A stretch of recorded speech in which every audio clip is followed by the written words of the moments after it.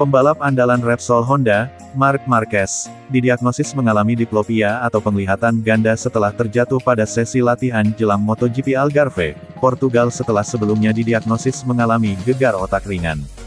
Marc Marquez saat ini masih menjalani pemulihan sehingga terpaksa tidak tampil pada dua balapan terakhir MotoGP 2021, GP Algarve dan GP Valencia.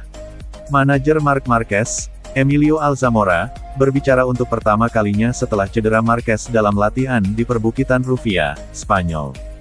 Secara logis, ini adalah waktu yang buruk bagi Marc Marquez. Selalu ada saat-saat sulit dalam karir seorang pembalap, tetapi hidup datang begitu saja.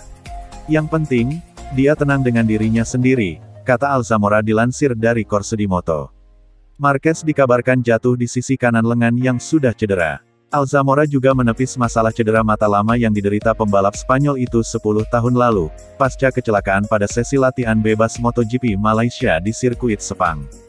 Jadi, Marquez diputuskan menunggu hingga pertengahan Januari sebelum dia memasuki ruang operasi. Kecelakaan itu mengenai saraf yang sama, hal yang sulit tetapi itu terjadi. Yang penting adalah menjadi positif dan ditangani pihak yang baik, ucap Alzamora. Sulit untuk menemukan dokter yang kompeten, tetapi kami telah menemukan seorang dokter, Dr. Sanchez Dalmau, yang memberi kami kepercayaan diri. Dia sudah punya pengalaman, kami tahu waktunya. Sayang sekali Marc tidak ikut tes Jerez, tetapi saat ini pemulihannya lebih penting, katanya. Bagi Alzamora, yang diutamakan adalah kesehatan Marquez, bukan waktu pemulihannya. Tidak perlu terburu-buru. Waktunya akan menjadi waktu yang diperlukan para dokter profesional dan kami percaya kepadanya. Kami tidak mengecualikan bahwa dia berada di Qatar pada 2022. Tetapi, saya pikir dia baik-baik saja dan bersenang-senang lagi, tutur Alzamora. Kekuatan mental itu penting. Dia sangat positif dan ini sangat membantunya. Kita semua harus dekat dengannya, menghiburnya, dan menghabiskan musim dingin ini, ujar Alzamora.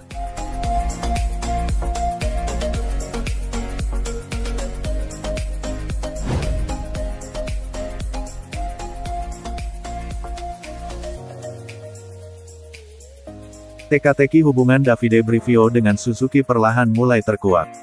Musim lalu, Davide Brivio yang menduduki jabatan manajer tim memiliki peran penting dalam kejayaan Suzuki di MotoGP 2020. Tangan dingin pria asal Italia itu mampu membawa Joan Mir merebut gelar juara dunia dan membawa Alex Rins menghuni peringkat ketiga. Namun di awal musim 2021 ini, Davide memutuskan hengkang dari Suzuki dan bergabung ke tim Alpine di ajang Formula One. Hengkangnya pria berusia 57 tahun tersebut membuat pabrikan Hamamatsu tampil ambyar di MotoGP 2021 ini. Davide Brivio bahkan sempat dikabarkan akan balikan lagi dengan Suzuki pada MotoGP 2022 mendatang seiring kinerja yang kurang baik di tim Alpine F1. Namun, rencana balikan tersebut batal karena Davide lebih memilih bertahan dan masih tertantang bekerja di ajang jet darat tersebut. Baru-baru ini, Joan Mir dan Alex Rins membocorkan bahwa Suzuki bakal memiliki manajer tim baru pada MotoGP 2022 mendatang. Namun, Joan Mir masih belum tahu siapa sosok manajer tim baru yang bakal bekerja di pabrikan Hamamatsu. Saya tahu ini perubahan struktur akan segera diumumkan. Manajer proyek kami Shinichi Sahara, terlalu banyak pekerjaan, dia memiliki terlalu banyak tanggung jawab di pundaknya, kata Joan Mir dilansir dari Speedweek.com.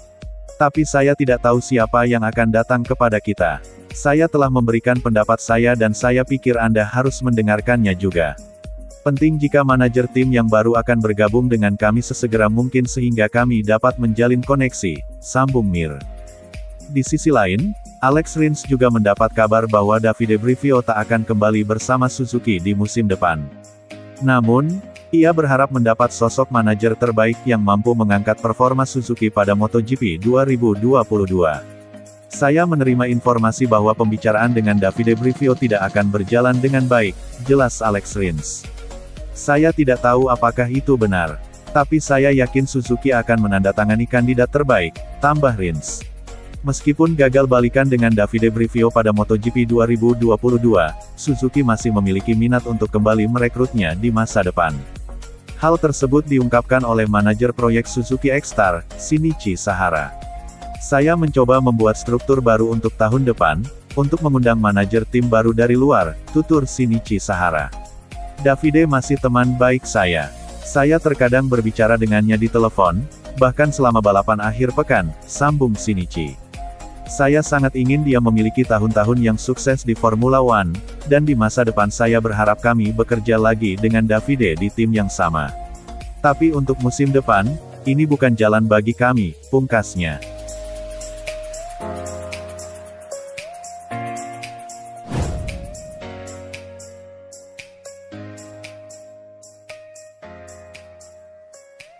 Usai kembali mengunci gelar dunia konstruktor 2021 dalam MotoGP Algarve di Portimao pada Minggu tanggal 7 November lalu, General Manager Ducati Corse, Gigi D'Alicna, berjanji akan melakukan segalanya demi meraih gelar dunia pembalap 2022. Seperti yang diketahui, Ducati belum lagi meraih gelar itu sejak 2007. Satu-satunya gelar pembalap yang diraih Ducati itu dipersembahkan oleh Casey Stoner. Di lain sisi, Bologna Bullet tercatat sudah 3 kali merebut gelar konstruktor, yakni pada 2007, 2020 dan 2021. Skuad pabrikan mereka baru meraih 1 gelar dunia tim, yakni pada 2007, dan kini diambang juara lagi. Dikutip Sky Sport, D'Alicna menyebut 2021 adalah tahun yang baik untuk skuadnya. 5 dari 6 ridernya mengawinkan 21 podium, dan 3 rider sukses merebut kemenangan. Pecco Bagnaia juga mengunci gelar runner-up, sementara Jack Miller dan Johann Zarco kini tengah berebut peringkat keempat. Ini jelas musim yang menakjubkan. Namun, juga benar bahwa kami masih punya beberapa kelemahan yang harus diperbaiki dengan cara-cara tertentu. Ada beberapa trek atau sektor trek yang agak mengganggu kami dan kami ingin memperbaikinya, tutur D'Alicna, yang sudah bekerja di Ducati sejak akhir 2013 usai hijrah dari Aprilia. Jika 1 dekade lalu dianggap sulit dijinakkan, kini Desmosedici malah dikenal ramah dengan berbagai jenis gaya balap. Meski ini positif, D'Alicna yakin masih banyak aspek yang bisa disempurnakan. Ia mengaku sudah mengantongi banyak ide yang siap dijajal dalam uji coba pasca musim di Jerez, Spanyol, pada 18-19 November mendatang. Kami punya beberapa ide, sebagian sudah diterapkan pada beberapa pekan terakhir. Kami siap menjajalnya dengan para rider pabrikan dalam uji coba usai balapan di Valencia. Kami punya gagasan, karena kami juga tak senang usai gagal meraih gelar yang kami inginkan. Alhasil, kami harus bekerja lebih keras, ujar D'Alicna. Melihat performa Desmosedici yang makin oke, ditambah talenta Bagnaia yang meledak-ledak, D'Alicna optimistis gelar pembalap sangat mungkin diraih. Seperti yang bisa dipahami, meski gelar Triple Crown penting bagi setiap pabrikan MotoGP, gelar pembalap paling prestisius dibanding gelar konstruktor dan tim. Saya akan melakukan segalanya demi mewujudkan gelar dunia pembalap. Saya yakin para kolaborator saya juga akan mengerahkan semangat dan komitmen tertinggi mereka demi melakukannya, ungkap D'Alicna, yang berharap Bagnaia lah yang mampu menghadirkan kans besar dalam memburu gelar pembalap. Pecco terbukti kuat, karena 5 pole beruntun tak mungkin sebuah kebetulan.